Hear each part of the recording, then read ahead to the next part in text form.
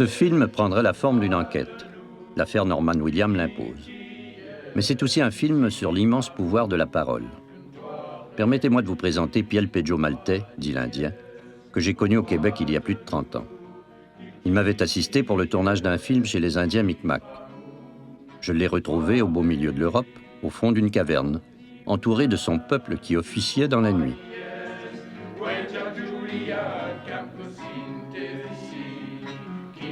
Je le croyais mort, disparu à jamais, et j'en avais même fait un personnage de roman.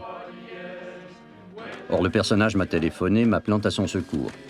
Il était, disait-il, persécuté par des gens de bien, poursuivi par les services secrets, recherché par la police, épinglé dans les manchettes, dénoncé, sous le nom de Norman Williams, par des journalistes belges et français, comme dans ce reportage de 1988.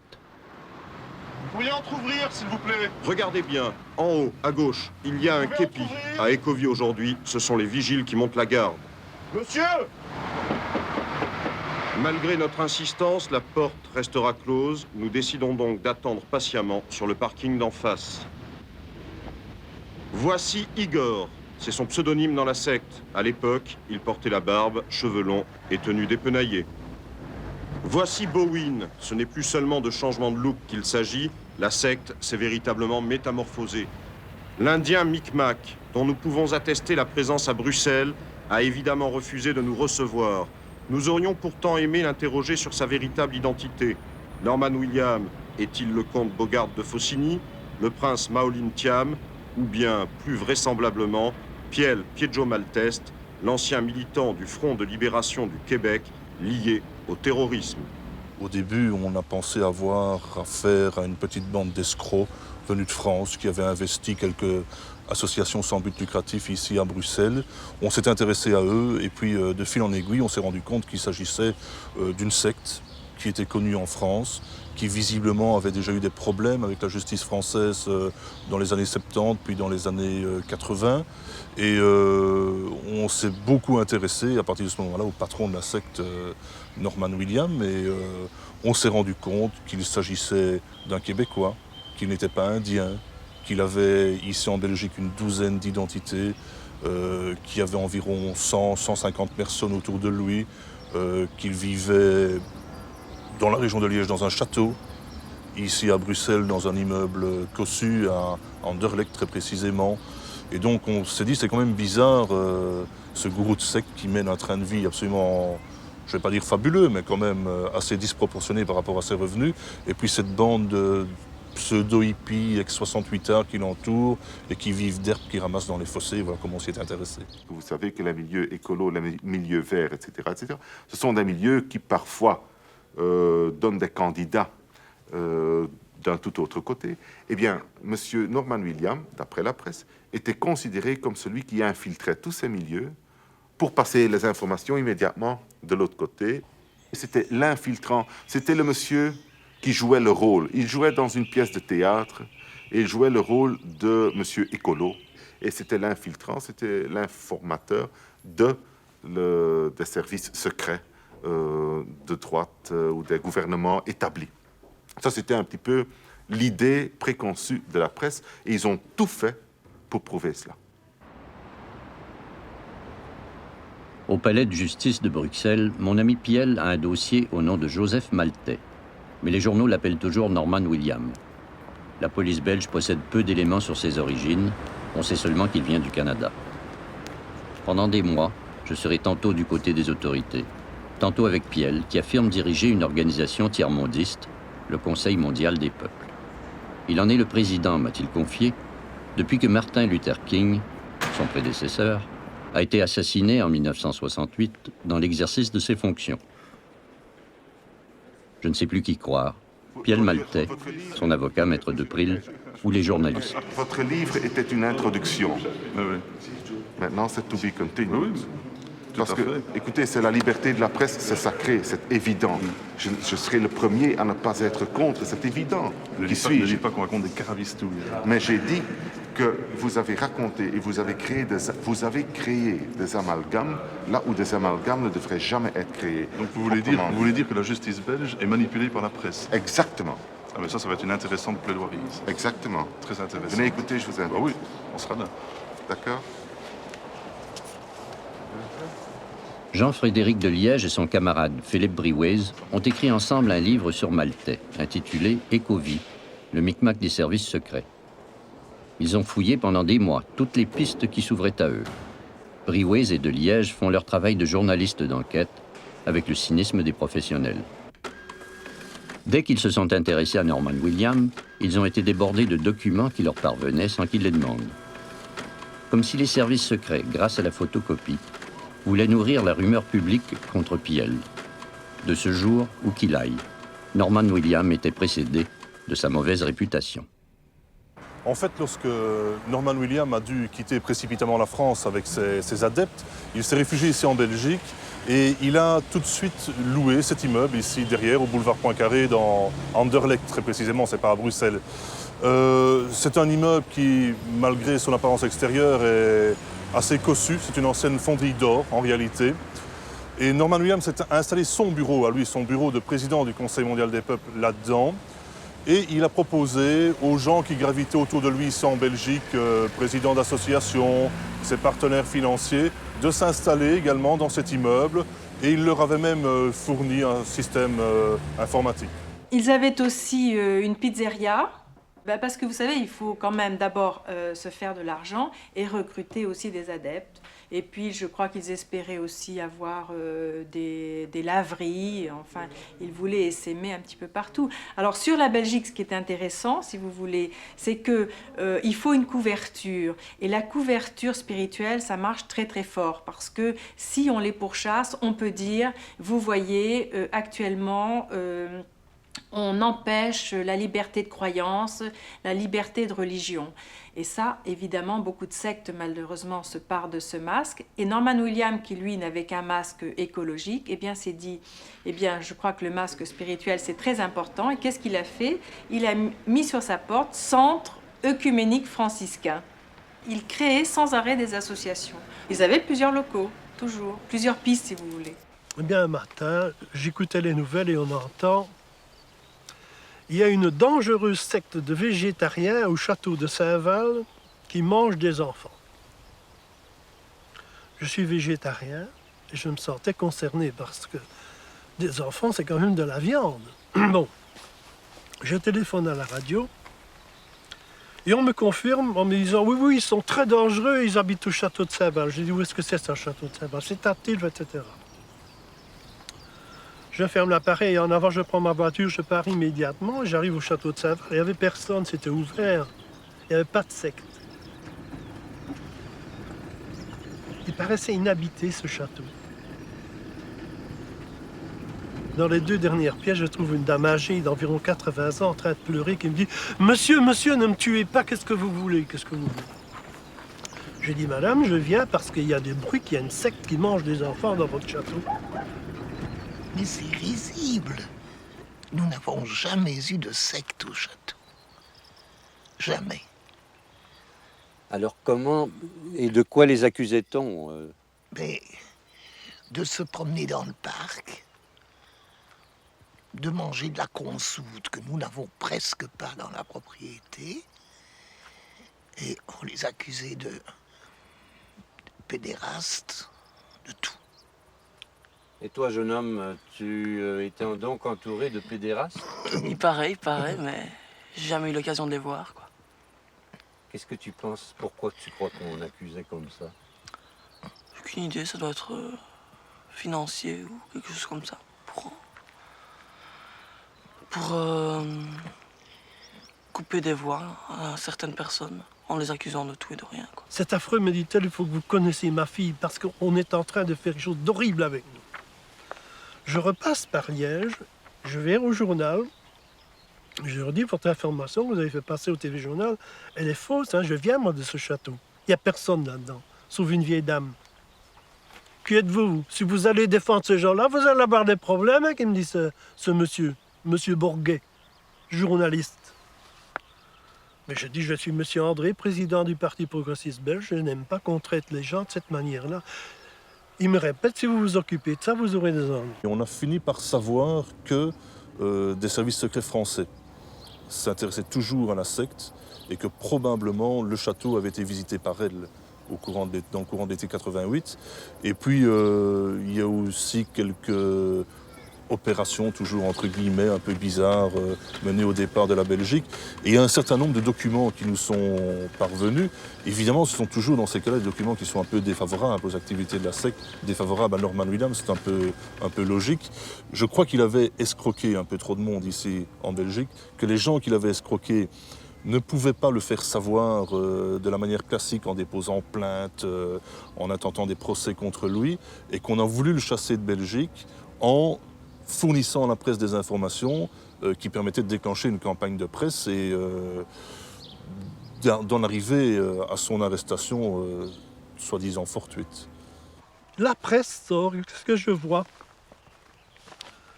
Le château de Saint-Val avec la grille fermée, des grosses pierres devant, exclusif les étonnantes activités de la secte Écovie, comme s'ils s'étaient cachés derrière cette barrière avec des pierres pour se barricader.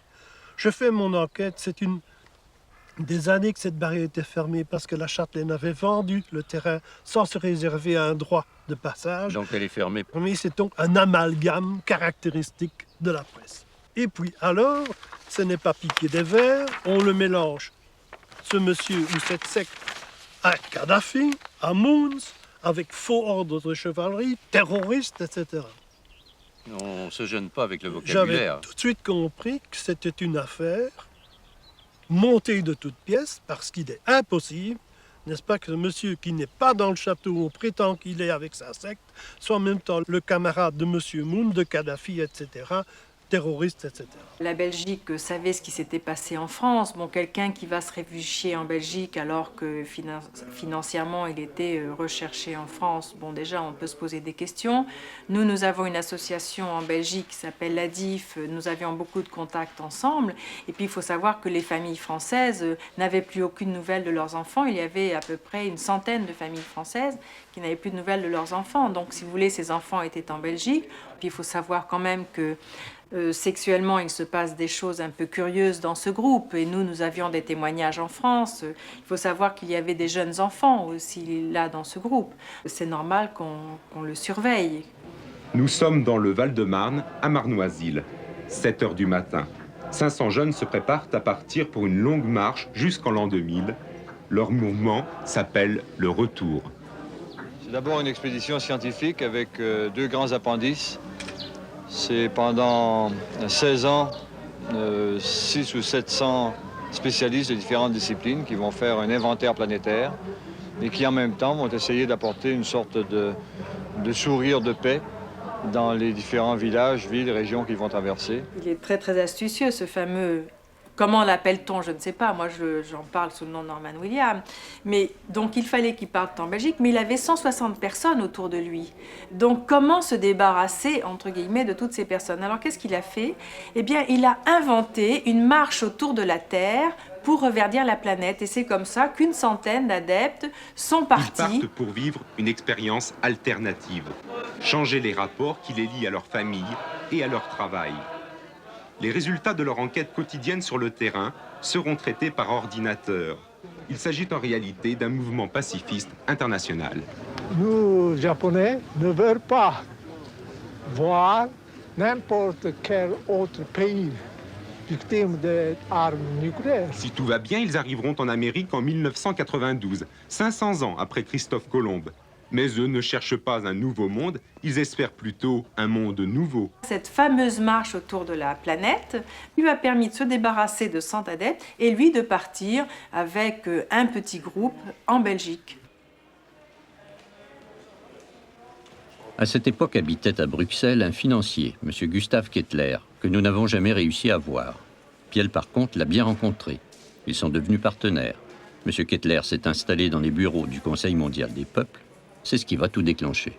Qu'est-ce qui s'est passé? On a commencé avec des perquisitions dans le cadre du dossier Norman Williams et Covey. Et on a fait des perquisitions à tort et à travers.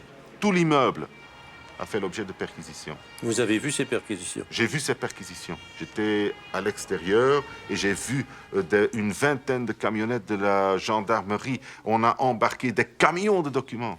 Eh bien, quand on a fait ces perquisitions, on a cherché à tort et à travers, à gauche et à droite, et tout à coup, tout à fait par hasard, sans qu'on avait l'objectif ou l'idée de trouver cela, on trouve dans un coffre de M. Kettler une traite indonésienne. A promissory note en anglais, tiré sur le Conseil de sécurité indonésien, de 2,8 millions de dollars. Dans les journaux, on parle de l'Iron Gate, par exemple, à propos de ça. Eh bien, je dirais que c'est un titre qui est bien choisi. C'est un Iron Gate parce que, à la base de ce dossier indonésien, à la base de cela est un contrat entre l'Iran et les États-Unis pour la livraison d'uranium.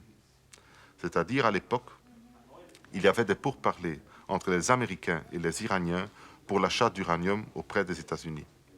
On a créé un fonds qui devait gérer et qui devrait gérer les commissions à payer du côté américain et du côté iranien. Ça veut dire que aussi bien les Américains que les Iraniens allaient recevoir des commissions sur la transaction qui traitait sur plusieurs centaines de milliards de francs belges et de dollars.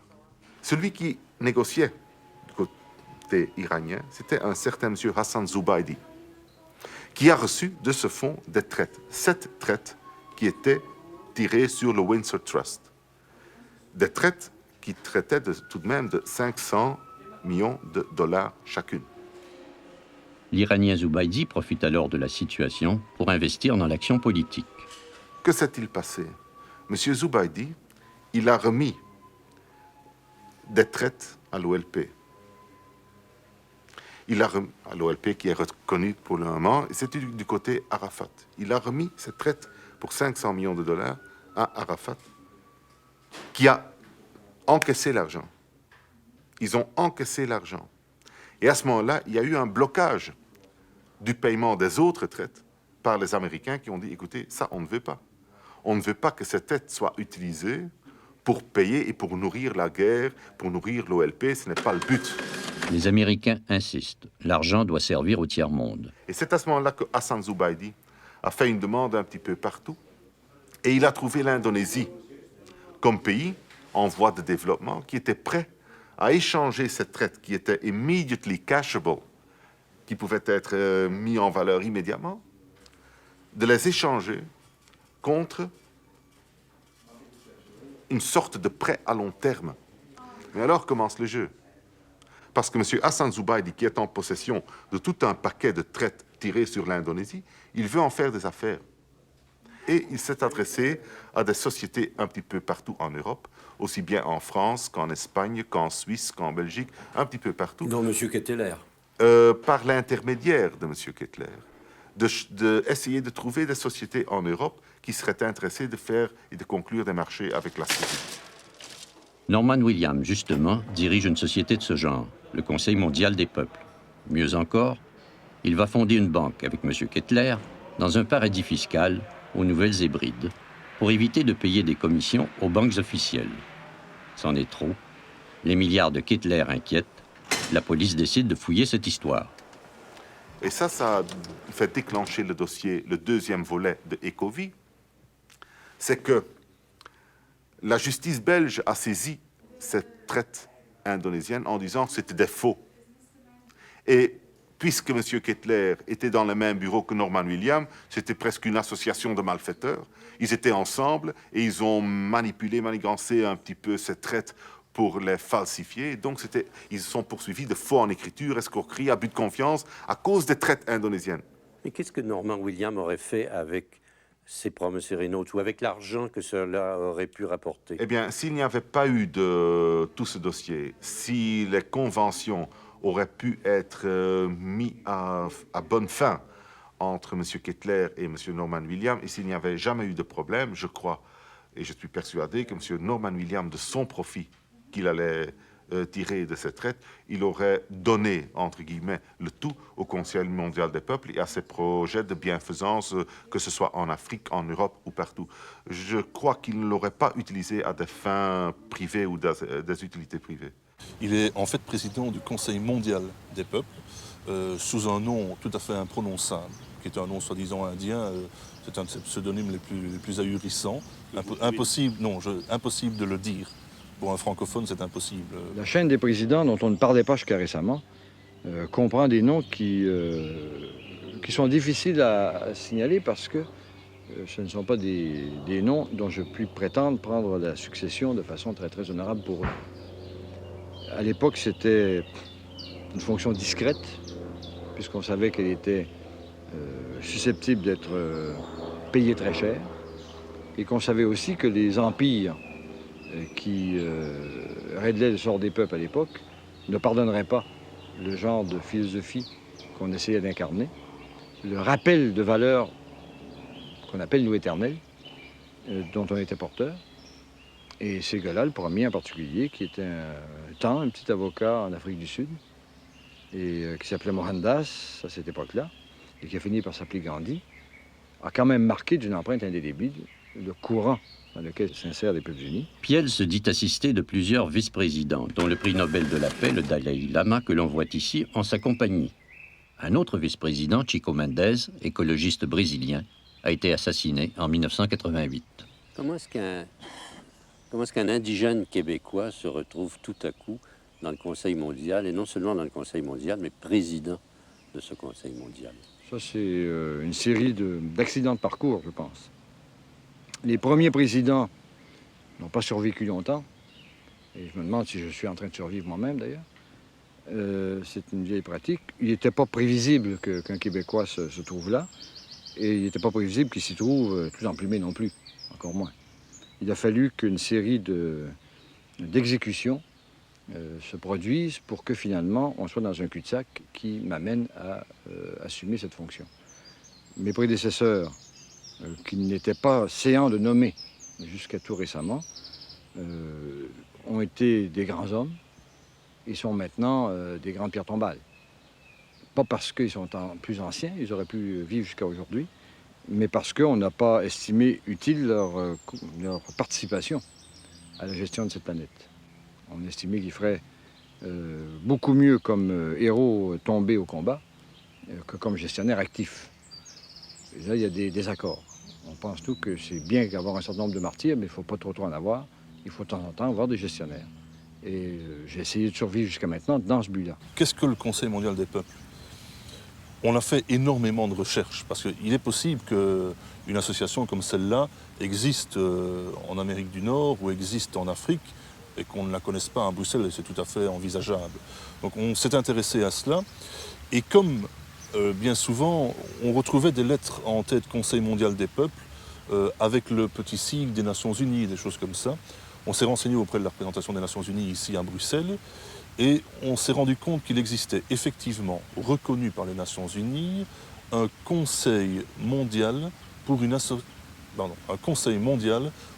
assemblée constituante des peuples unis, qui est effectivement reconnu par les Nations Unies. Et le Conseil mondial des peuples de Norman Williams est une association tout à fait bidon. Il en est le président, le fondateur, il en a rédigé lui-même les statuts, et en font partie tous les gens qui tournent autour de lui. À l'époque où il était à Bruxelles, tous les gens des associations qui tournaient autour des Covid, les présidents, les secrétaires, les membres, etc., eh bien, étaient automatiquement membres du Conseil mondial des peuples. Gustave Ketteler, qui était l'associé, je vais dire financier, de Norman Williams, était lui ambassadeur plénipotentiaire du Conseil mondial des peuples. Ça fait penser un peu de ces sortes d'ordres de chevalerie tout à fait fantaisistes. N'empêche qu'ici en Belgique, une fois de plus, avec ce Conseil mondial des peuples, dont il était le président, il a fait la tournée des grandes villes belges et il a rencontré tous les hommes politiques qui comptent ici en Belgique grâce à ce Conseil mondial des peuples bidon. Il y avait beaucoup de délégations étrangères qui venaient à Bruxelles, justement au boulevard Poincaré, où j'avais quand même une résidence secondaire.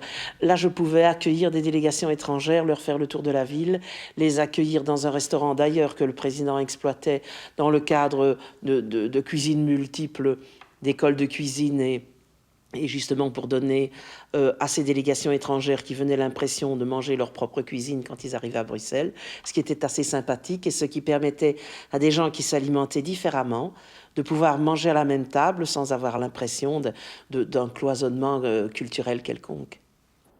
La vicomtesse Ariane Dumoulin a mis son château et ses talents au service du président des Peuples Unis. J'ai dirigé non seulement une école d'aviation, mais aussi une compagnie de taxi aérien et une compagnie charter agroporteur pour les passagers qui partaient en vacances. À quel moment est-ce que vous avez rencontré le président et à quelle occasion? Mais justement, dans le cadre de cette compagnie aérienne, comme j'avais des avions gros porteurs qui avaient un rayon d'action suffisant pour aller en Afrique, j'avais l'intention de transformer un Boeing 707 en avion mixte, passagers et fret. Et comme il avait des équipes à transporter là-bas pour le désert, qu'il avait du compost à transporter, et surtout, s'il voulait développer le commerce local, eh bien, il s'est dit qu'on pouvait faire d'une pierre deux coups. Et comme ma compagnie était une compagnie privée, donc par essence non IATA, je n'avais donc pas le droit, comme les compagnies IATA, de faire des escales, ce qui était peu rentable. À partir du moment où Air Sénégal était propriétaire d'une agence IATA qui n'utilisait pas, il pensait au nom du gouvernement sénégalais me vendre cette licence qui était un apport financier pour moi, et en compensation, j'aurais pu rendre des services énormes pour l'association SOS Désert et pour sortir un peu le Sénégal de cette ornière financière dans laquelle ils se sont embourbés depuis pas mal d'années, comme pas mal de pays du Sud. Ces peuples qui se réunissent dans le Conseil mondial ont quand même des objectifs. Est-ce que ce sont des objectifs de liberté, des objectifs... comment est-ce qu'on pourrait les décrire, les premiers objectifs? De droit à l'existence. Le droit à l'existence, et je dois dire que nous favorisons que ça commence par l'estomac. C'est pas beau, hein? Je devrais avoir des belles grandes paroles et faire bouger les manches et faire un peu agiter mes ailes. Ben non, ça commence par l'estomac. Si vous avez eu l'occasion d'enterrer un certain nombre de centaines ou de milliers des victimes de la guerre de la faim sur le front du Sahel, du Décan ou du Nord-Est à l'époque, ben, vous voyez ce que je veux dire, très clairement. Pour nous, ça commence par avoir le droit de simplement respirer. Et pour ça, généralement, il faut alimenter les machines de temps en temps. Le droit à l'existence en tant qu'être vivant, et puis après ça, en tant qu'être humain. Et puis après ça, en tant que soi-même, sur la base de l'identité qu'on a choisie. Évidemment, là-dessus, nous avons des définitions qui ne sont pas toujours du goût du code civil de telle ou telle entité devenue nationale, mais en tout état de cause, nous avons des idées précises. Les peuples qui se sont rassemblés au sein du Conseil mondial, qui contribuent, je dirais, aux actions des Peuples unis, pensent que la machine appelée État n'est pas indispensable au bonheur de l'homme, et lorsqu'ils examinent les 10 derniers millénaires qui ont vu l'émergence et l'expansion de ce mode de gestion collective, ils ne sont pas autrement impressionnés. Hein. Pas autrement impressionnés. Le 10 décembre 1988, Norman William, alias Pielpeggio Maltais, est écroué à la prison de Saint-Gilles, en banlieue de Bruxelles. Il y rejoint le financier Gustave Kettler, son associé. L'histoire des traites indonésiennes a fait couler beaucoup d'encre. Les deux hommes d'affaires sont soupçonnés d'association de malfaiteurs. La police des étrangers préfère voir Norman William derrière les barreaux, de peur qu'il ne change encore une fois d'identité et passe la frontière sans laisser d'adresse. Les circonstances de l'arrestation de Norman William sont plutôt étranges. Il semble que la police se soit servie de la presse, ou vice-versa. C'est dans ce microscopique petit restaurant parfaitement inconnu au bataillon qu'a été interpellé le président lors d'un soi-disant banal contrôle d'identité. Et par hasard, tout à fait par hasard, se trouvaient dans la salle en attente depuis 3 heures les 3 journalistes qui avaient organisé toute la campagne de presse qui ont précédé cette arrestation. Le contrôle de gendarmerie nous a paru, il faut le dire, un peu étrange par après, en ce sens qu'il n'y avait aucune raison de contrôler les identités dans ce restaurant. Et on s'est bien rendu compte que visiblement, la gendarmerie savait que nous étions là, puisqu'il y avait quand même plusieurs semaines qu'on enquêtait sur la secte. Et ils ont probablement cru que l'on avait rendez-vous avec Norman William. Et ils se sont dit, c'est le moment ou jamais de l'intercepter lorsqu'il rencontrera les journalistes. Voilà comment ça s'est passé. Il n'a pas résisté à l'arrestation? Non, pas du tout. Je vais même dire qu'il avait l'air très professionnel. Il a donné ses papiers tout à fait naturellement. Il est parti avec les gendarmes qui l'ont fouillé en rue contre la Golf GTI. Notre photographe a réagi assez rapidement. Il a pu le photographier au moment de son arrestation. Et à ce moment-là, il a dit « Ah ben, maintenant je comprends tout, c'est encore un coup monté de la presse ». Un jour, je téléphone chez le maître de Pril et on me dit « Ah, mais le président est maintenu en prison bien que le tribunal l'ait libéré. » Je dis « Quoi? On maintient un homme en prison quand le tribunal l'a libéré ?» Je sors dans la rue parce que j'étais venu en train, j'arrête un monsieur, je dis « Vous ne voulez pas me conduire à la prison de Saint-Gilles? Je vous donne 500 francs. » Ben, dit-il « Je ne vous connais pas. » Je dis « C'est très urgent. » Il me conduit d'arriver devant la prison. Il me demande, il dit « Je ne veux pas les 500 francs. » Je sonne. On vient m'ouvrir la porte de cette grande prison, n'est-ce pas? C'est une énorme porte. Vous désirez, monsieur? Je viens chercher monsieur Norman William Thiam, que le tribunal a libéré. Pourquoi est-ce que vous le gardez en prison? Entrez, monsieur. Qui êtes-vous? Je suis monsieur André, président du Parti progressiste. Vous avez votre carte d'identité, où la passez? Il y a toutes sortes de gens avec des képis, mettent ma carte d'identité dans une machine et puis ils disent « c'est lui ». Et ils me regardent « c'est lui, c'est lui ». On me donne une plaque et on me dit « c'est par là ». Et voilà, je rentre dans la prison. Les portes s'ouvrent, les grilles se ferment et je continue. Je suis dans une prison pour la première fois de ma vie. J'arrive dans le secrétariat et qu'est-ce que vous désirez? Je viens chercher le prisonnier. Pourquoi est-ce qu'on le garde ici? Ah, on a reçu ordre de le garder. Mais j'ai dit ordre pour quel motif? Ah.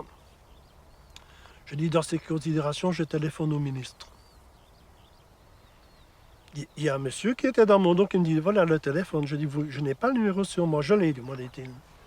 Et je téléphone au ministre. Je suis le chef de cabinet, je dis voilà, c'est monsieur André, président des partis progressistes belges. J'abrège ici, n'est-ce pas, la conversation. Eh bien, à un moment donné, voici le directeur de la prison, n'est-ce pas? Il dit qui est ce monsieur? Comment est-ce qu'il est rentré ici? Ah ben, c'est monsieur André, il est rentré ici par l'entrée. Mais pourquoi vous avez laissé? Vous êtes parlementaire? Je suis non, je suis président de parti. Bon, voilà, il se retire, il se tait. Le téléphone sonne et c'était le cabinet du ministre qui sonnait pour donner ordre de libérer ce prisonnier.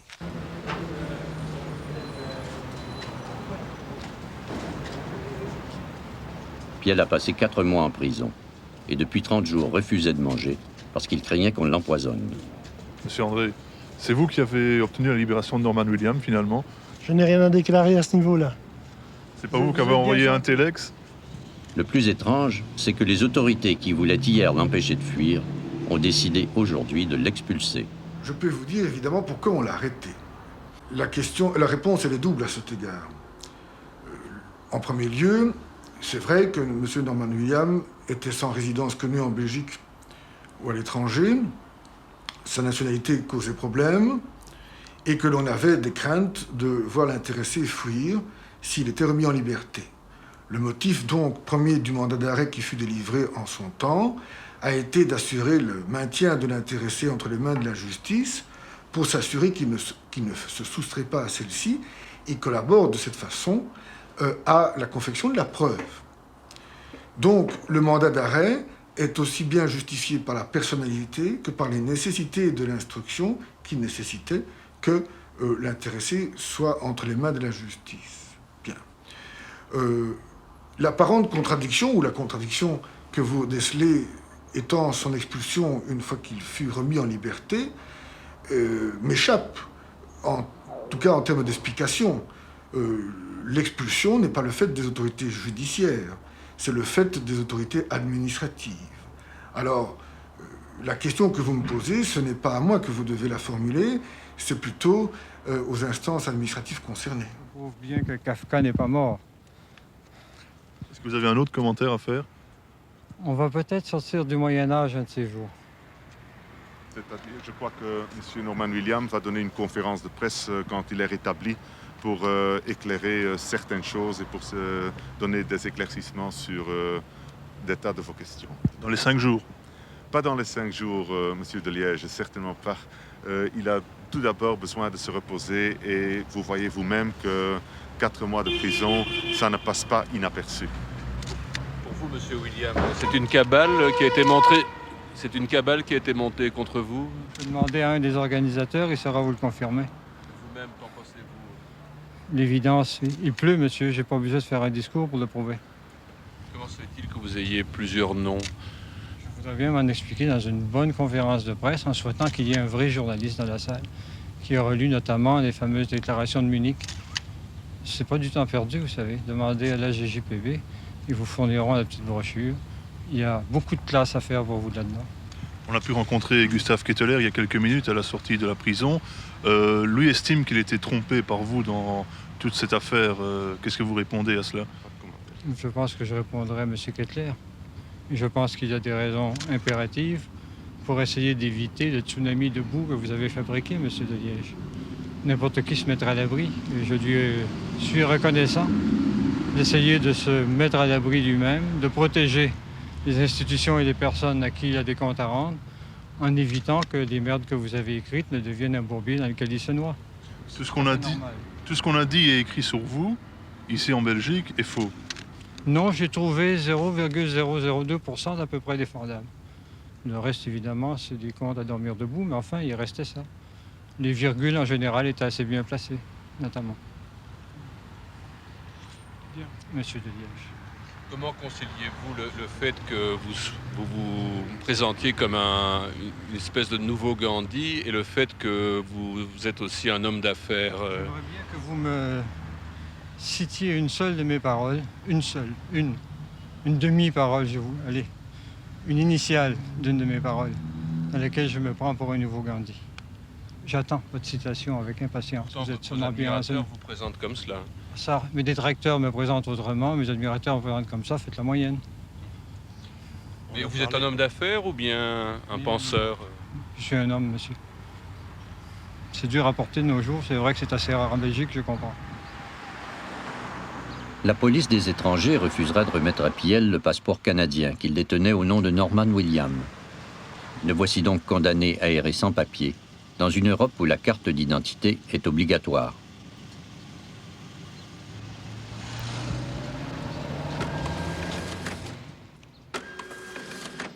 Il a été libéré avec l'ordre de quitter le territoire dans les heures qui suivaient. Donc il est parti avec son avocat et d'après nos informations, il est parti pour le Danemark. Je suis persona non grata en Belgique pour raison de sécurité d'État, paraît-il, non expliquée donc et non explicable, à la demande, disent-ils, d'autres pays. Je crains de savoir lesquels, mais je n'ai jamais, nulle part, été non seulement condamné, mais même cité devant un tribunal pour une cause criminelle quelconque, ni pour un délit, ni même pour une bête contravention. Donc je n'ai pas spécialement à craindre d'être extradé. Par contre, selon mes adversaires eux-mêmes, j'en suis à 28 attentats. Et comme je n'ai pas l'intention de me déguiser en pipe de plâtre, ben, j'évite de m'exposer de façon trop évidente. Pourtant, on t'accuse, par exemple, de faire partie d'un réseau de commerce d'armes. Heureusement, on ne m'accuse pas. Il y a des plaisantins qui sous-estiment tellement le public en général et le public européen en particulier qu'ils ont cru que ça pourrait passer comme histoire. Heureusement, il y a des tribunaux, même si la magistrature a été au-dessous de tout, sauf des soupçons, même si l'appareil administratif et policier a été aussi corrompu et défaillant qu'on peut l'imaginer, ils n'ont pas réussi à maintenir l'ombre du début du commencement de la première formulation d'inculpation. Mais sans raison qu'il n'y a rien. Ça aurait été quand même comique qu'ils y arrivent, puisque tous ces gens-là sont, eux, non seulement impliqués dans des histoires d'armes, mais officiellement producteurs, vendeurs, propagateurs, utilisateurs d'armes. C'est d'ailleurs dans le secret des cabinets des magistrats qui m'ont reçu et de certains hauts fonctionnaires des polices qui ont eu l'amabilité de se pencher sur mon passé, c'est même le reproche qu'ils m'ont fait.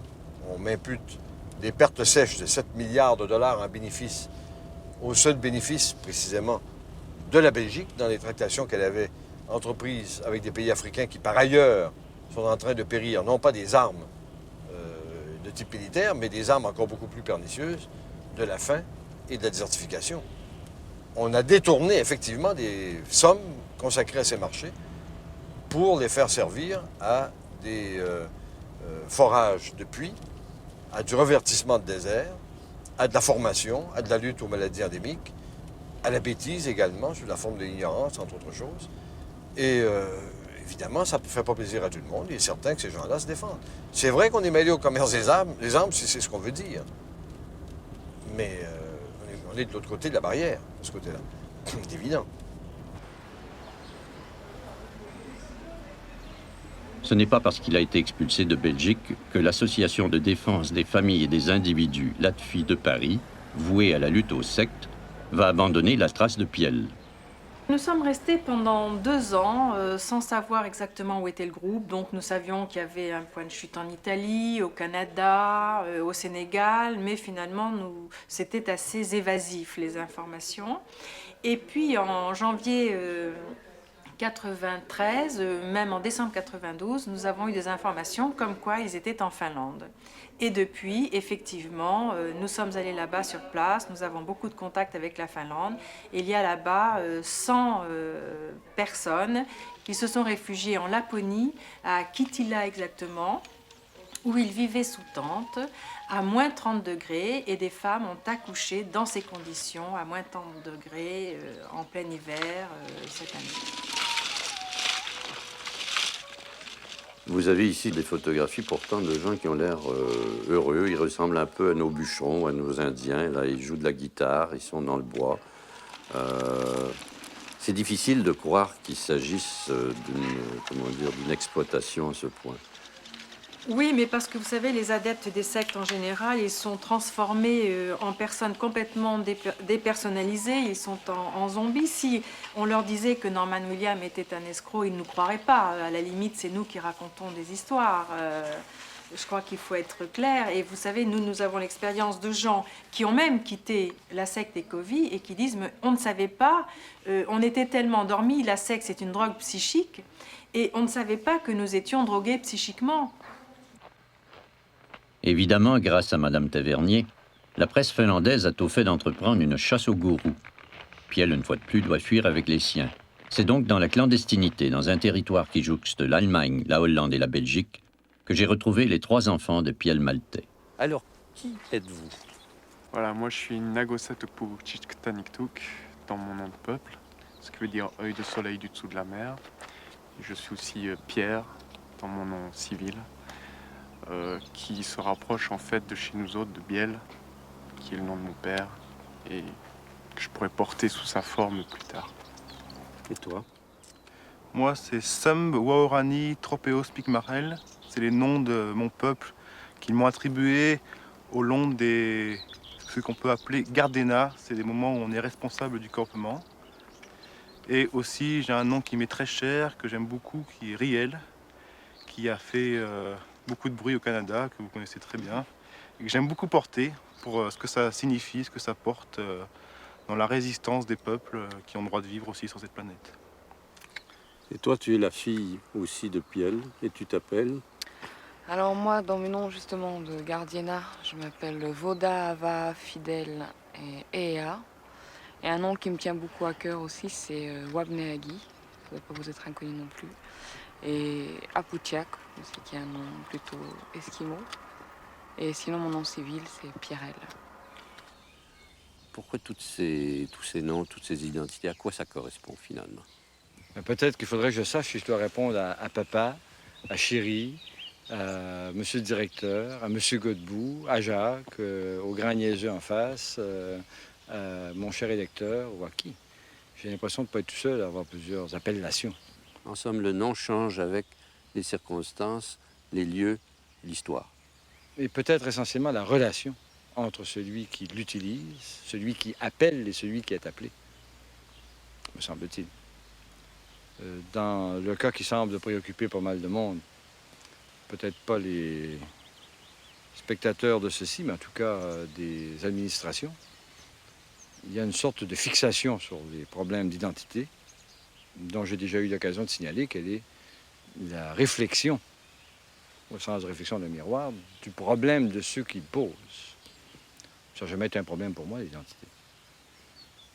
Par contre, je n'ai jamais refusé de cumuler les différents noms qui m'ont été attribués.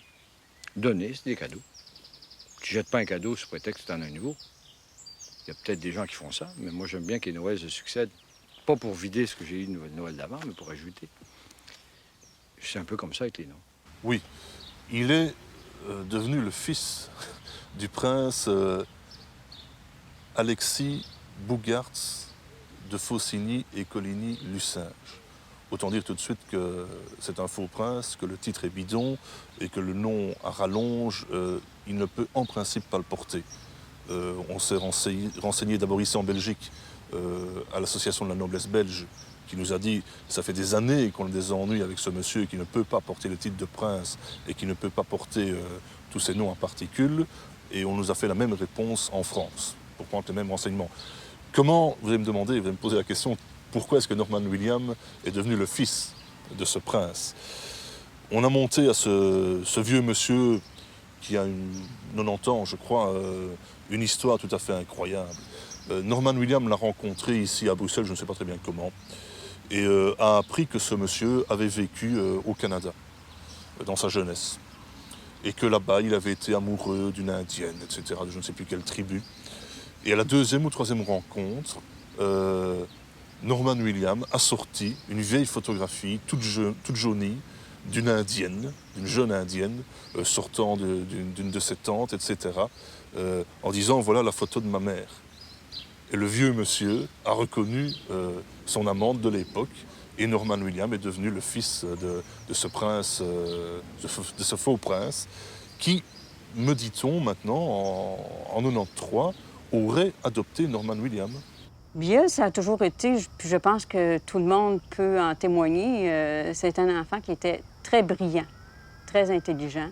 Il inventait toujours des jeux, c'était un raconteur d'histoires, il inventait des jeux de course au trésor ou style des grands jeux scouts à tout moment. Ça plaisait à tout le monde. Les contes qu'il racontait, bon, souvent, il en était un personnage. On invente ça maintenant, les romans dont vous êtes le héros, mais lui, je pense que ça fait longtemps qu'il avait inventé ce genre de roman-là. Pierrette et son grand frère, Pierre Doris Maltais, sont nés dans la petite ville d'East Angus, au Québec, dans les années 30. East Angus, c'est une ville qui a vécu principalement des pâtes et papiers. Après la mort de mon père, qui était mort justement à cause de la manufacture de pâtes et papiers, ça nous a laissé sans un sou, absolument rien. On a vécu vraiment très pauvrement. Quelle sorte d'enfant était Biel? Oh, il a toujours été curieux. C'est ça que vous voulez savoir. Il a été curieux et de toutes les races et de toutes les nations, de tout ce qui se passe sur la Terre, en dessous de la Terre, partout dans la nature. De toute façon, il était très curieux.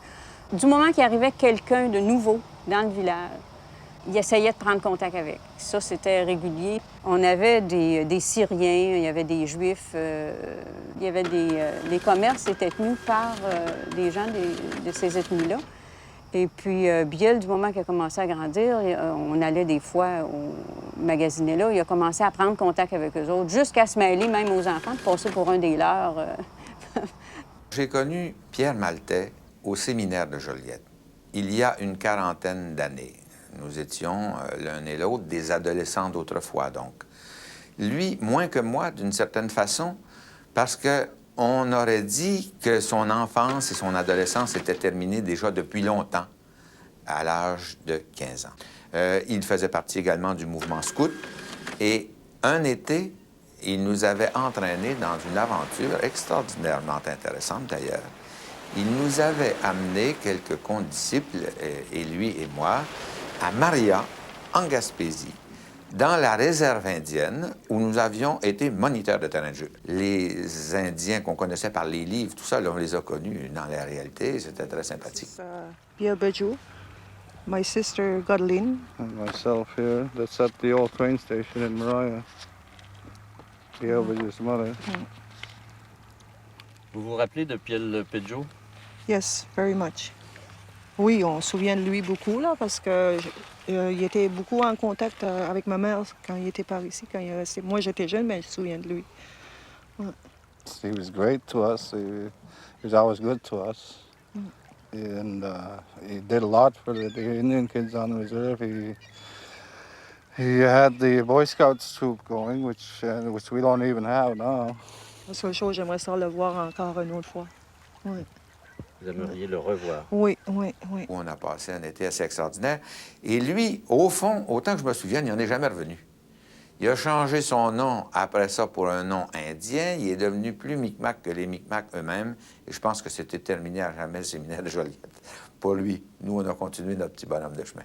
Je pense que la fascination pour les Indiens, on n'avait jamais vu de proche une réserve, c'est-à-dire un groupe d'Indiens. Tout ce qu'on savait, c'était que, bon, dans la famille, c'était que ma grand-mère tenait son don des Indiens, c'était qu'il y en avait dans la famille. Et à ce moment-là, Biel, ça a été comme une révélation pour lui.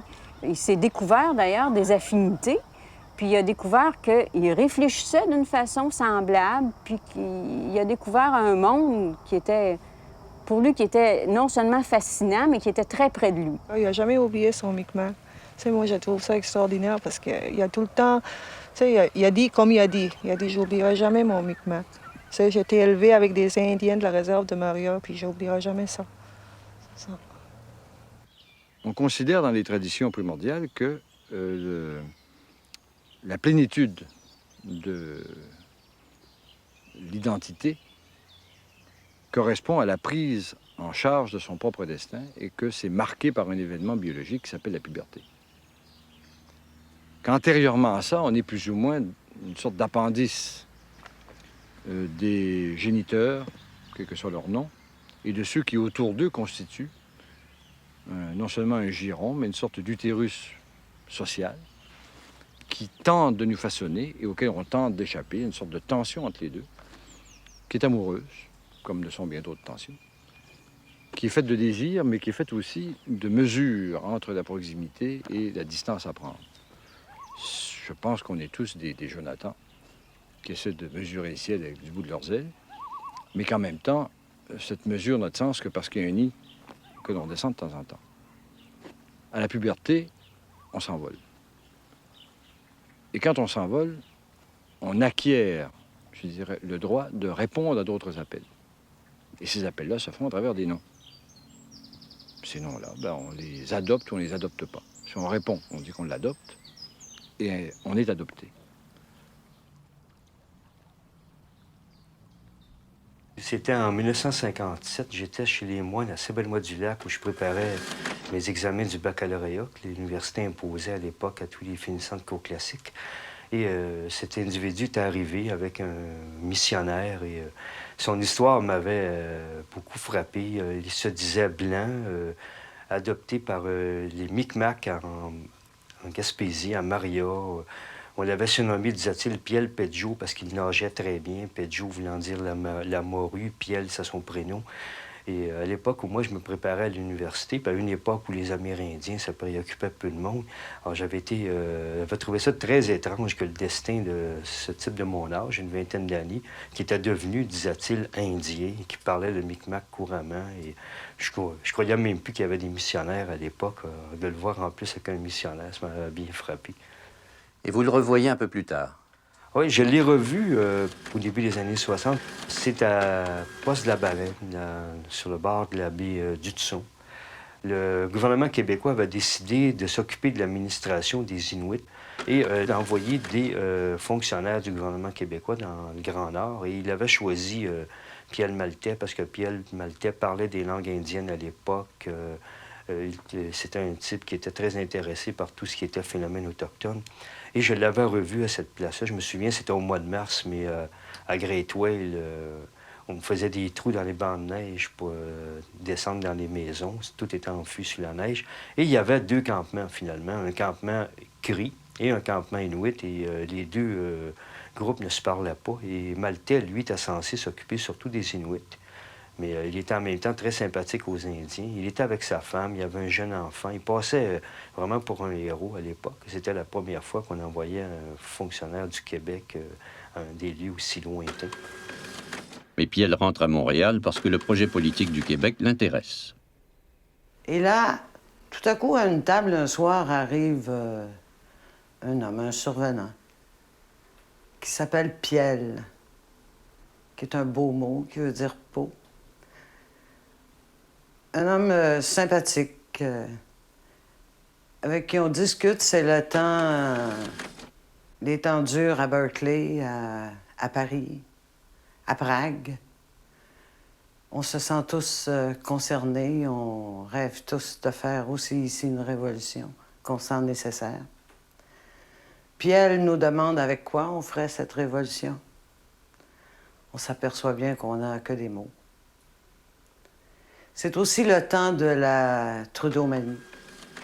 Et j'imagine un livre où on pourrait repérer sa pensée, la décortiquer, la défaire, l'analyser, la déconstruire. On continue à boire, à rire, à danser. Et au petit matin, Piel dit « Tu veux vraiment faire ce livre? » J'ai dit oui. Alors il dit « Nous allons le faire. » Et on s'est mis en branle en moins de 2. On a cherché tout ce que Trudeau avait écrit. On s'est installé chez moi. Il m'a offert un service de secrétariat, 3 secrétaires, des machines à écrire. On s'est mis au travail, je lisais.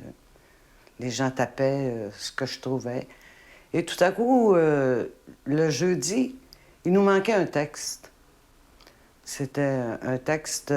on s'imaginait qu'il avait produit une thèse à Harvard, s'il était vraiment allé à Harvard. Et Pierre a dit, ça n'est pas compliqué, mes Arabes ont un avion, je devais aller là-bas et rapporter le texte. Et fin d'après-midi, Pierre est arrivé avec un texte manuscrit de Trudeau qu'on s'est mis à éplucher sans trop se poser de questions parce qu'on était en plein travail et qu'on ne cherchait pas qui étaient ces Arabes et comment ça se faisait que ça pouvait arriver si vite et qu'un homme puisse être aussi efficace. On a sorti ce livre tiré en 10 000 copies qui s'est vendu très vite, hein? Et il m'a offert de partir avec lui chez les Arabes pour apprendre à faire la révolution. Et moi, j'ai dit, je m'excuse, je m'en vais en Californie. Et début septembre, le matin où je devais partir pour la Californie, il est passé à la maison et il m'a apporté encore une somme d'argent pour que je sois à l'aise et que je fasse ce voyage dans des bonnes conditions. Et il m'a dit que ces Arabes étaient d'accord, qu'il fallait que quelqu'un aille là-bas aussi. En 1969, Piel dit l'Indien est soupçonné de militer dans le Front de libération du Québec. Il est apparu uniquement avec un groupe très particulier que j'ai appelé dans mon livre le groupe Geoffroy, une cellule du FLQ, enfin 2 ou 3 cellules qui étaient dirigées par Pierre-Paul Geoffroy. Et ce sont des gens de ce groupe-là qui m'ont parlé d'abord de Maltais parce qu'ils les avaient aidés, pour un certain nombre d'entre eux, à passer aux États-Unis, à aller se réfugier à la suite du démantèlement de ce groupe-là du FLQ par la police. Alors c'est une personne qui leur avait donné un gros coup de main et qui avait aidé des gens de ce groupe-là, m'a-t-on dit, et des gens d'autres groupes aussi du FLQ dans les années 60, ce que je n'ai pas pu vérifier. Mais c'est une personne qui avait des contacts dans différents milieux, autant ici au Québec, aux États-Unis aussi. On m'a parlé des Noirs américains, puis enfin... Piel a aussi des relations en Palestine où il envoie 2 militants. Mais surtout, il a un fils adoptif qui se fait arrêter sous le nom de Pierre Maltais du FLQ. En réalité, il s'agit de Pierre-Léo Lacourse. Vous étiez en prison et lui a dû fuir. Oui, ben, je ne sais pas s'il a dû fuir, mais il a quitté à ce moment-là. Vous ne savez pas pourquoi il est parti? Non, en aucune façon. Mais dans un sens, je sais que c'est un projet qui caressait depuis de nombreuses années, qui voulait aller en Europe, mais je ne sais pas s'il était vraiment poursuivi suffisamment ici par la police d'ici pour devoir fuir. Mais je sais qu'il devait fuir des États-Unis. Alors, quand il est arrivé en Europe et qu'on a considéré qu'il était un terroriste du FLQ, c'était peut-être légèrement exagéré. Ça a dû, d'après moi, il a dû y avoir un mélange avec moi qui effectivement avait été pris par la police à ce moment-là. Et ça peut avoir été confondu, effectivement, à ce moment-là. Mais je ne suis pas en mesure de dire... je ne peux pas affirmer directement là, que non, il n'y a pas eu affaire au FLQ. Alors un jour, vous avez dû fuir. Un soir, vous avez dû fuir. Comment ça s'est passé? Ça s'est passé dans la 7e année de ma vie, en 1969, pendant l'hiver. Ça s'est passé un jour, une après-midi, que mon père est arrivé en courant à la maison. Il est rentré et puis on a entendu les sirènes derrière. On a entendu la police qui arrivait. Plusieurs voitures qui ont freiné devant la maison, puis là il a dit « il faut partir, il faut courir ». Il y avait notre oncle qui était là, et ma mère était enceinte, attendait mon petit frère. On est passé par les fenêtres derrière, on est passé dans la neige, et ils ont pris chacun une main de ma mère qui s'est couchée sur le dos dans la neige, et ils ont pris chacun ma petite sœur et moi sur leurs épaules. Et on est parti dans la neige, comme ça, on a marché en tirant, enfin ils ont tiré ma mère. Puis là, on a vu arriver un hélicoptère d'horizon qui venait, qui descendait vers nous autres. On est arrivé à la route. Et à ce moment-là, il y a juste un taxi qui passait et un chauffeur s'est tombé, c'était un Indien qui conduisait. Il a reconnu mon père, puis il s'est tout de suite arrêté, il a vu la situation, il s'est arrêté. Et là, on a monté dans la voiture et puis on a pris la fuite. On s'est caché une partie du temps après ça dans la cave de ma grand-mère. Et mon père, lui, est parti, a passé la frontière des États-Unis au travers de la forêt, en marchant. Parce que par les routes, c'était pas possible.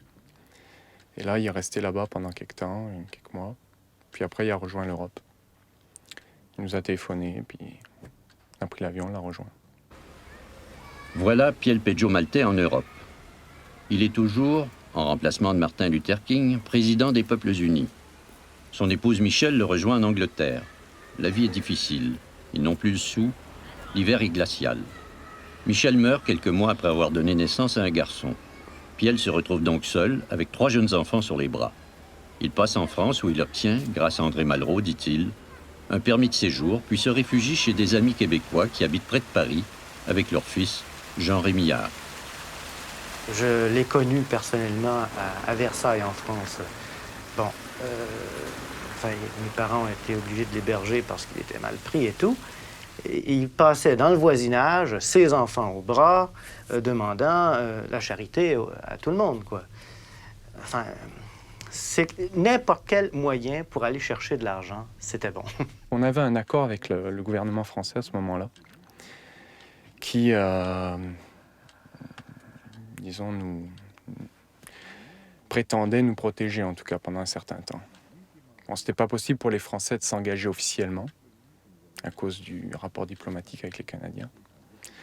Mais il y avait toujours avec nous 2 policiers en civil qui surveillaient la situation et qui nous prévenaient qu'il y avait un contact continuel avec leur QG. Là. Généralement, on avait 10 minutes, 20 minutes pour déménager. Tout ce temps-là, tu avais peur? Tu étais jeune quand même, 7, 8, 9 ans? J'avais 7 ans, 8 ans, 9 ans, 10 ans, 11 ans, 12 ans. Jusqu'à 13 ans, en fait, ça a été ce régime-là quasi tous les jours.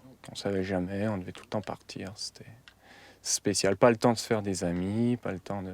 On allait à l'école pendant 1 mois, des fois. On avait de la chance quand ça durait 1 mois. Alors bon, on avait l'habitude d'être les petits nouveaux de l'école, un peu spéciaux, les cheveux longs. Les Indiens se finissaient par savoir. Alors on avait le droit à tous les traitements, les tests, voir si on était des vrais ou des faux, les choses comme ça. Bon, ça faisait partie du folklore, quoi, de la vie en France. Ben, moi, j'ai trouvé que Piel Pedjo était un gars sympathique, d'abord facile, très intelligent, avec une mémoire phénoménale, intriguant, mais surtout sans morale, sans foi, sans loi. Piel ne quittera pas très longtemps. Le président des Peuples Unis se remet à voyager. Quand les terroristes du FLQ, exilés à Cuba, rentrent à Paris comme réfugiés politiques, ceux-ci découvrent un Piel Pedjo qui emmène déjà large. Ce qui étonne leur chef, Jacques Langteau. On est convoqués aux renseignements généraux, Yves Langlois, moi et Marc Carbonneau. Et on se présente là devant un policier qu'on sera appelé par la suite à revoir, je pense, lors des visites de Bourassa et de Trudeau. Et le monsieur ou le policier ouvre, ou le commissaire ouvre la grosse chemise qui était marquée d'une grosse feuille d'érable rouge. On se sentait en pays connu. Et nous dit tout de go, il dit, je sais que c'est Pierre Maltais, vous connaissez Pierre Maltais ou Pierre Peggio Maltais, enfin il y avait plusieurs noms. Carbonneau et Yves Langlois ne le connaissaient pas. Il nous dit, bon, moi je dis oui, je l'ai connu. On sait que c'est lui qui vous a accueilli à l'aéroport et que vous vous êtes caché chez lui, vous avez trouvé refuge chez lui. Puis il nous précise même que Maltais reste dans la ville de Versailles, en banlieue sud de Paris. Alors nous, on nie tout de suite, mais après on se rend compte que c'est un peu une tactique pour connaître également à quel endroit on s'était caché. Et c'était des endroits qu'on ne pouvait pas révéler. Donc, on continue à baratiner un peu avec le policier. Le policier nous dit de toute façon, nous l'avons à l'œil, il nous raconte une histoire un peu abracadabrante. Est-ce que c'est vrai, est-ce que c'est pas vrai, on n'en sait rien. Il nous dit, malgré le fait qu'il habite Versailles, il a loué une chambre, une suite dans un hôtel près de la place de l'Opéra. Il vit avec grands frais, il dépense énormément d'argent, il nous brandit des chiffres. Piel est devenu, comme dans les contes des Mille et une nuits, un ami intime des princes d'Arabie depuis qu'il a sauvé la vie du frère du roi Faisal. Il habite les appartements du roi dans l'un des plus grands hôtels de Paris. Il impose un menu végétalien, au nom de ses principes, au grand restaurant de l'hôtel. Ses enfants jouent dans des décors de marbre et courent sur des tapis de Turquie. Le président des Peuples Unis envoie des téléx dans le monde entier et brasse des affaires aux quatre coins de l'univers avec l'aide de son administrateur général, Georges Marzol. Il y a eu un moment, une période où il était à l'hôtel Meurice, mais c'était pour vendre toute une série d'hôtels, dont le Meurice en faisait partie. Et il était avec, c'était le roi Faisal, je crois, qui l'avait mis au Meurice pour faire l'opération. C'est-à-dire qu'il était invité au Meurice pour faire l'opération. L'opération consistait à vendre plusieurs hôtels? Plusieurs hôtels. Il y avait le Georges V, il devait y avoir le Plaza, le Continental, je pense, puis d'autres aussi importants. C'était toute une chaîne d'hôtels et ils vendaient l'ensemble. Et ça se passait entre des Italiens et l'Arabie Saoudite. Tout ce temps que vous avez travaillé avec lui, est-ce que vous étiez toujours avec lui ou lui travaillait à d'autres moments que vous? Non, moi je travaillais dans la journée avec lui et je sais que la nuit, lui continuait à travailler. Il avait d'autres missions où c'était très compartimenté d'ailleurs. Moi personnellement, j'allais pas, je voyais très peu les autres personnes avec qui il travaillait pour ces missions-là. C'était assez compartimenté, chacun son job. Et on était vraiment séparés de manière à ne pas nous mettre en danger, c'était ce qu'il disait, pas nous mettre en danger si on s'occupait trop de ces autres affaires. Ces autres affaires, c'était quoi alors? Voilà, c'était plutôt des secours au tiers-monde. Il représentait le front de libération de l'enclave du Cabinda. Donc il faut savoir que le Cabinda est la région d'Angola où se trouvent toutes les réserves pétrolières de ce pays. Lorsque l'Angola est devenu indépendant, les compagnies pétrolières internationales ont voulu conserver la mainmise sur l'enclave du Cabinda. Et donc, elles ont créé de toutes pièces, avec l'aide des services secrets français et américains, le Front de libération de l'enclave du Cabinda, qui était présidé par Jean d'Acosta, qui était un membre de ce qu'on appelait le SDEC à l'époque, les services secrets français, et Norman Williams était le représentant de ce Front de libération à Paris. Il traitait avec les compagnies pétrolières européennes. On a des traces de transactions avec, par exemple, Mobil Oil en Suisse, soi-disant pour récolter des fonds pour ce Front de libération. J'ai connu Piel dans les années 70 et j'ai commencé à travailler avec lui fin 72-73 à peu près. Au début, c'était pour de l'imprimerie et ensuite, on a fait plutôt des affaires internationales. Surtout avec l'Afrique, un peu ensuite avec la Suisse et l'Allemagne. Piel Maltais, président des Peuples Unis, a plusieurs visages. Installé à la Défense, Piel publie un magazine, Pragma, pour faire la promotion de ce projet immobilier. À cette époque, il a plusieurs appartements et bureaux à Paris, exploite un restaurant dans le quartier latin. C'est sa vie professionnelle. En banlieue de Paris, à Noisy-le-Grand, il installera une tribu écologique. C'est sa vie privée. Je suis allé à l'adresse qu'il nous avait donnée, rue Leclerc, ici à Noisy-le-Grand. J'ai sonné quelqu'un est venu, il s'agit de M. Piel, justement, qui est venu directement me recevoir. Je dois dire que, à sa vue, j'ai eu un mouvement de surprise parce que c'était un monsieur avec une grande chevelure très ébouriffée, on peut dire excessivement écologiste, si on veut, dans le sens où on l'entend parfois, c'est-à-dire des gens barbus, chevelus, qui m'a reçu gentiment d'ailleurs. Quand j'ai rencontré rue du Faubourg Saint-Honoré, entre autres, où il nous avait accueillis dans un splendide appartement, il avait un costume Mao, mais surtout il avait une minerve, et il mettait ses cheveux dans la minerve. Un monsieur moyennement grand, là, à l'époque, donc, il avait une bonne quarantaine, 45 ans, les cheveux longs, un peu mat, le nez comme ça, etc. Elle me dit, mais non, la description que vous me faites, c'est Piel Peggio Maltais. Et moi, j'affirmais, je dis non, c'est Norman Williams. Est-ce que ça serait M. Piel Peggio Maltais, ça? Oui. C'est lui, ça? Oui, ça, c'était lui, oui, avec sa barbe, oui. C'est lui. Je pense que c'est lui. Et ceci, est-ce que ça serait Norman Williams? Pardon. Oui, absolument. Oui.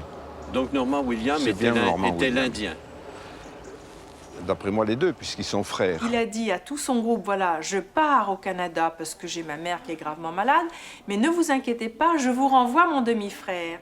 Le demi-frère en question, c'était Norman Williams, mais c'était le même personnage. Contrairement à M.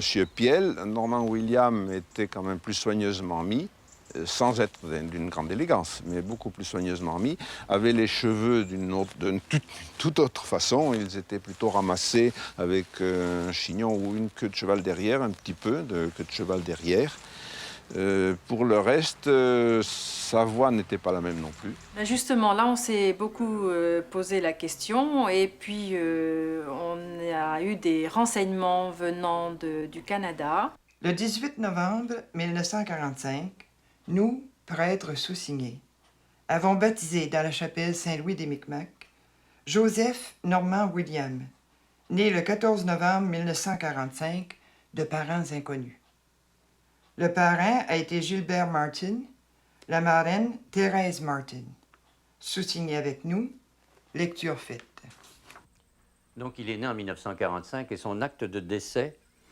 Son acte de décès est de 1946. Donc, si vous voulez, il s'est dit, ben, si je prends ce nom-là, personne n'ira manifester et dire, mais c'est pas possible, c'est une usurpation de nom. Et c'est comme ça que ici, il a ressorti ce qu'il avait vu dans le registre de cet enfant, Norman Williams, né et mort de parents inconnus et qui est né 10 ans plus tard, 47. Et qu'est-ce qui vous a embêté avec cette secte? Eh bien, c'est le bruit, le tam-tam la nuit et les chants. Ils se nourrissaient uniquement de végétaux. Ils ramassaient les orties pour certainement les manger, quoi. Parce qu'ils avaient un genre de récipient de jatte, vous savez, et ils mangeaient avec des baguettes leur avoine, enfin, je ne sais pas ce qu'il y avait dans leurs choses, leurs végétaux, quoi. On les a fait partir. Et comment avez-vous réussi ça? Ben, c'était très simple. On a fait, comme je vous ai expliqué, une pétition pour les faire partir, parce que c'est intenable. Hein. Vous savez, il y a même une dame qui est à côté, là, il y avait une autre maison avant, elle a eu une maladie de nerfs, et maintenant, vraiment, on était excédés. Hein. Dans le fond, les voisins se sont mis ensemble pour dire... Voilà, on s'est groupés parce qu'individuellement, on ne peut pas faire grand-chose. Parce qu'ils chantaient, ils faisaient du tam-tam, donc, vous savez, nous, ça nous gênait énormément, hein, puisque nous étions en face, on était bien placés. Hein.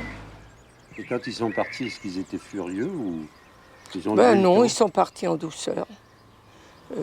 Ils étaient très... Enfin, passifs, quoi. Ils étaient pacifiques, si l'on peut dire.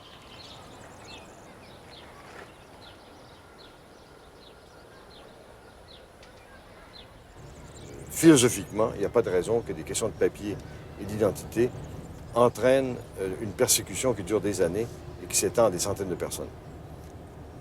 On a des questions de mœurs et coutumes, de pratiques, d'usage de costumes, de mode de vie, de lieux d'habitat, d'alimentation, etc., qui sont des questions d'ordre personnel, finalement. Elles ne sont collectives que parce que plusieurs personnes y vivent en même temps. Ces personnes-là s'identifient comme constituant un peuple métissé, soit à cause d'un sang métissé, soit à cause d'adoptions multiples. C'est d'ailleurs une des constantes des cultures d'Amérique du Nord que de définir l'appartenance à un peuple non pas par la naissance, mais par l'adoption qui est faite à partir de la puberté. C'est maintenu chez nous. Nous sommes appelés par les autres des Iriadaman, c'est une façon de dire métis. C'est 4 façons de dire le mot homme mises bout à bout. Bariadaman Jinouk, en Micmac. Le Micmac est notre langue véhiculaire, c'est notre langue de référence, une forme ancienne du Micmac en particulier. C'est notre langue de chant, de prière, de réflexion, de communication, de rêve. Ce n'est pas la seule de nos langues. Nous privilégions la polyglossie la plus large de ce point de vue-là. Mais nous estimons que les coutumes que nous avons conservées ont valeur non seulement de symbole, mais aussi de maintien de technologies qui autrement risqueraient d'être oubliées et maintien du rappel que nous faisons partie, nous aussi, avec ces façons différentes de nous habiller, du contemporain, du moderne, de l'aujourd'hui. Nous ne sommes pas des dinosaures enquistés dans des musées, mais que nous participons à la démonstration que l'esprit humain n'est pas limité à la filière qui est imposée aujourd'hui par des mastodontes de la consommation. Les peuples unis, depuis 1936, ont pris 2 voies différentes, des catacombes jusqu'en 1984, et une tentative de sortie de ces catacombes depuis que j'en suis le président en titre. Ce n'est pas nécessairement avec un grand succès que je peux faire le bilan de ces dernières années. Depuis 5 ans, on est relativement limité, ce qui fait que les grands massacres ne sont pas ceux des quelques personnes qui sont mortes parce qu'elles ont été assassinées à bout portant ou massacrées pour qu'on leur fasse dire où j'étais, mais ce sont les centaines de milliers, les millions de morts des pays en voie de désertification, des pays affamés, des guerres dans lesquelles nous jouons un rôle de médiateur afin de les arrêter, de les réduire et de les convertir en actions de reconstruction. C'est là que sont les vraies victimes de ce qui est entrepris contre nous. On ne s'imagine pas, nous, être des pauvres malheureux. Nous ne sommes que, je dirais, des témoins du massacre, malheureusement. Mais quand je le retrouve à l'automne 1993, poursuivi et chassé de partout, le président Piel est dans ses derniers retranchements. Où est la liberté, Maoline? Pour toi comme pour tous ceux qui vivent dans leur chair, la loi des persécutés. C'était vraiment à la tombée de la nuit, ce qu'on appelle un peu entre chien et loup. Et il venait de sa promenade, quand il a vu une voiture belge, rouge, une Golf rouge, qu'il avait déjà repérée en venant, et où il avait pu repérer que les 3 premières lettres commençaient par ADN. Et il voit cette Golf, il n'y avait personne dedans. Et puis quand il arrive à peu près à cette hauteur, il voit tout d'un coup des têtes qui sortent, les phares qui s'allument et la voiture qui fonce sur lui. Il réalise que c'est pour l'écraser. Alors il avance, pour vraiment s'en rendre compte, et plus il avance, et plus la voiture va vite vers lui. Risque même à déborder de la route et à venir sur le bord de l'accotement. Pour échapper au choc frontal, il s'est jeté sur le côté, mais pas assez vite pour pouvoir faire échapper les 2 jambes. Donc il y avait une jambe qui restait légèrement en l'air, et le pare-choc a écrasé la jambe, l'a vraiment broyé à 3 endroits. Il y a 3 fractures importantes, plus des mini-fractures. Là, à ce moment-là, il s'est jeté dans le fossé, et il s'est sauvé en rampant ici. Quand il est arrivé là, l'autre l'avait rattrapé. Et il lui a arraché les lunettes, les a tordues, et avec les lunettes, il s'en est fait une cuillère pour lui crever les 2 yeux. Mais le président, malgré tout, l'a attrapé, l'a fait tomber, et quand son agresseur a été couché par terre, lui, il a continué à ramper entre les maïs. L'autre est arrivé par là, mais n'a pas pu le rattraper. Parce qu'à la faveur de la nuit, et du fait que lui, c'est quand même un Indien, il s'est rampé, parce qu'avec la jambe cassée, il n'aurait plus pu marcher. Les autres ont continué à courir debout dans les maïs, et avec l'épaisseur des feuilles, ne le voyaient plus, justement parce que c'était la tombée de la nuit. Qu'est-ce que tu fais, toi, dans ce poulailler? Dans ce poulailler, je chante le matin. Sérieusement? Eh bien, j'essaie d'éviter que ces gens-là me rattrapent dans des conditions où je ne suis pas en état de me défendre, disons. Je pense que c'est pas un mystère qu'à plusieurs reprises, j'ai déplu à des personnes qui estiment que la population de cette planète est trop importante déjà, comme je le disais plus tôt, et que quant à faire du ménage, autant commencer par les plus fatigants. Ce qui fait que depuis un certain nombre de mois, comme ils ont réussi à trouver la région où j'étais, et comme le balayage est relativement facile, il est estimé plus sage que je trouve un lieu qui n'a aucune communication extérieure, qui n'a pas de fenêtre, et qui est un lieu où, de mémoire d'homme, personne n'avait séjourné, pas un être humain n'avait séjourné. Ça a été Piel est immobilisé dans son poulailler depuis 2 mois. Il a perdu un œil, l'autre guérit lentement. Je le croyais mythomane et parano, mais il nous faut admettre qu'il a des ennemis. T'es dans le maquis. Dans le maquis. Mais t'es pas tout seul. C'est là que ça se corse un peu. C'est que je souhaitais être tout seul. J'ai été pendant 3 ans, presque 3 ans, seul, au sens strict du terme, dans un espace où je ne peux pas étendre mes bras des 2 côtés non plus, mais en forêt, dans une hutte à demi-souterraine. On m'apportait à manger régulièrement. Et ça me permettait de suivre à distance et d'être opérationnel avec des téléphones portables qui étaient changés régulièrement parce qu'on peut retrouver les bandes radio. Et j'ai pris l'habitude d'une solitude contrainte depuis 5 ans. Les personnes qui ont décidé de m'envoyer ici et les malheureuses girouettes qui ont agi pour le compte de ces personnes, en s'imaginant peut-être faire œuvre pie, ont réussi à m'isoler. C'est fait, mais pas totalement. Maître de Prile, ce matin de décembre 1993, est au palais de justice où doit avoir lieu le procès de Piel. 4 ans après son expulsion du territoire, la police belge a complété le dossier. Je suis interdit de séjour dans le pays qui me fait un procès et qui, d'une part, m'ordonne de me présenter au tribunal et, d'autre part, m'interdit d'entrer dans le pays. Alors, je suis dans cette situation médiévale et kafkaesque qui me fait dire que le procès, c'est pas certain qu'un rien. D'une part, il n'y a pas eu des significations légales des différents actes de la procédure antérieure, de l'instruction, ni de ce qui s'appelle en Belgique la Chambre du Conseil. On n'a pas voulu tenir compte de mon opposition à l'ordonnance qui a été rendue par la Chambre du Conseil, parce que je n'étais pas dans le pays.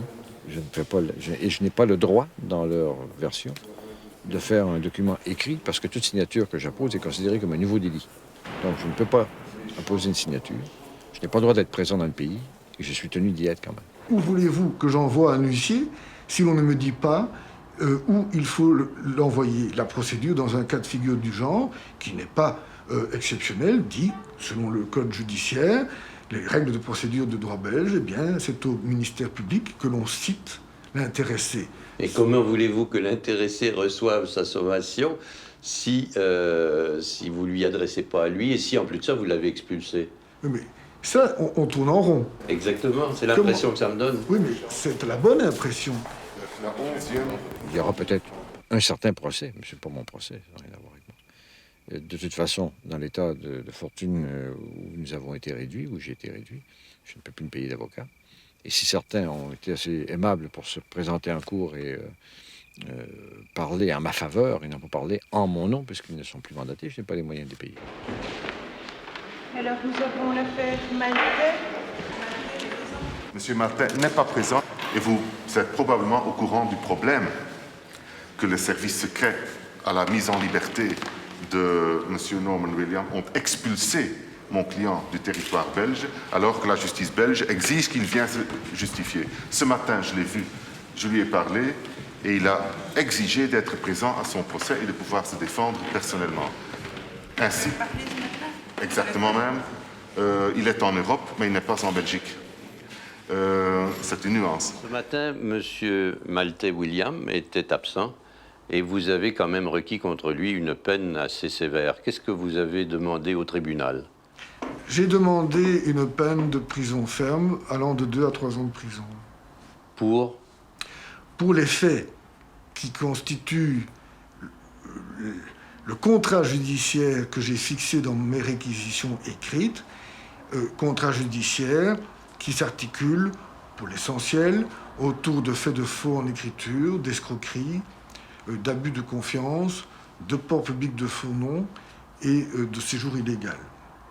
Pour l'essentiel, d'associations de malfaiteurs aussi, et ça c'est l'essentiel de ce qui reste en fait dans le dossier qu'on a appelé le dossier Ecovie. Celui qui porte le nom de substitut du procureur du roi en Belgique, qui m'a dit très clairement, qui m'a exposé de façon détaillée et technique, que son intention n'était pas du tout, comme j'aurais pu l'imaginer, de faire un procès fondé sur le code pénal, mais de mettre hors d'état de nuire une personne qu'il estimait dangereuse, des gens qui l'entouraient qui estimaient des gens sous influence, et que par un jeu de mots, par une confusion de termes, par un sophisme légalisé, il faisait une association, créait une association de malfaiteurs présumés qu'il réprimait, bien entendu, par tous les moyens que la loi mettait, pas la loi, mais enfin la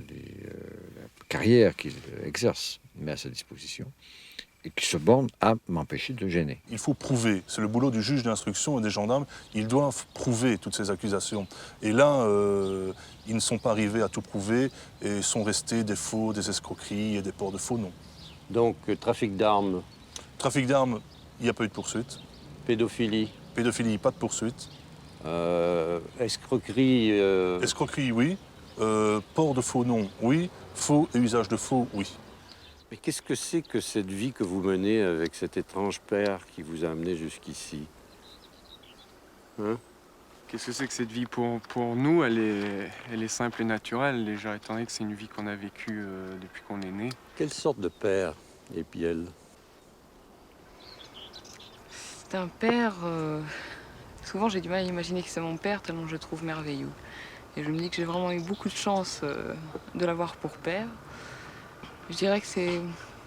J'aurais pas d'autre mot que de dire un grand magicien, quelqu'un de très grand.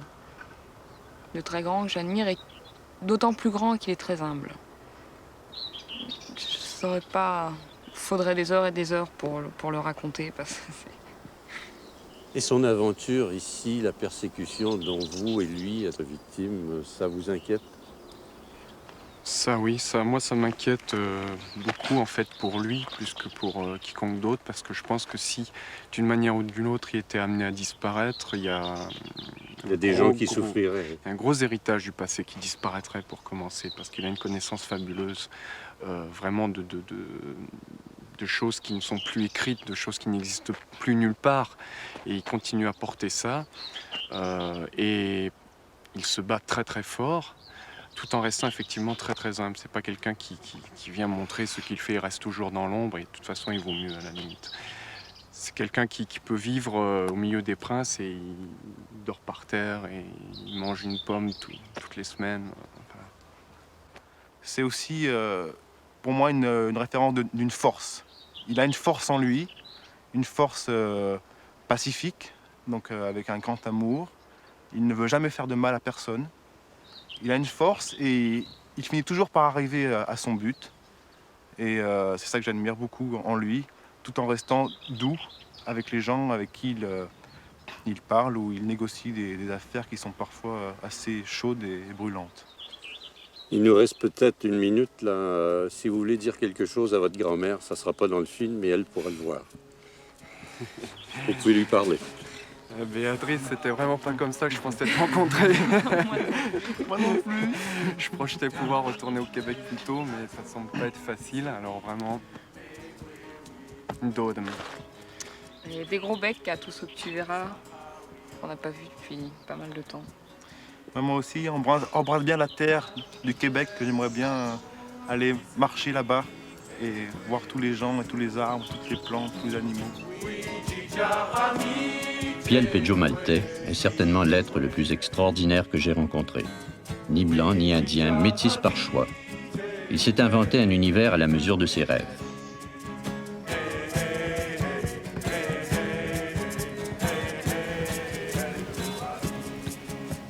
En décembre 1993, grâce à l'intervention d'amis québécois, Norman William a obtenu un passeport canadien temporaire qui lui a permis d'échapper à la prison belge. C'était son cadeau de Noël. Aujourd'hui, le président des Peuples Unis poursuit ses entreprises sous d'autres cieux. Away.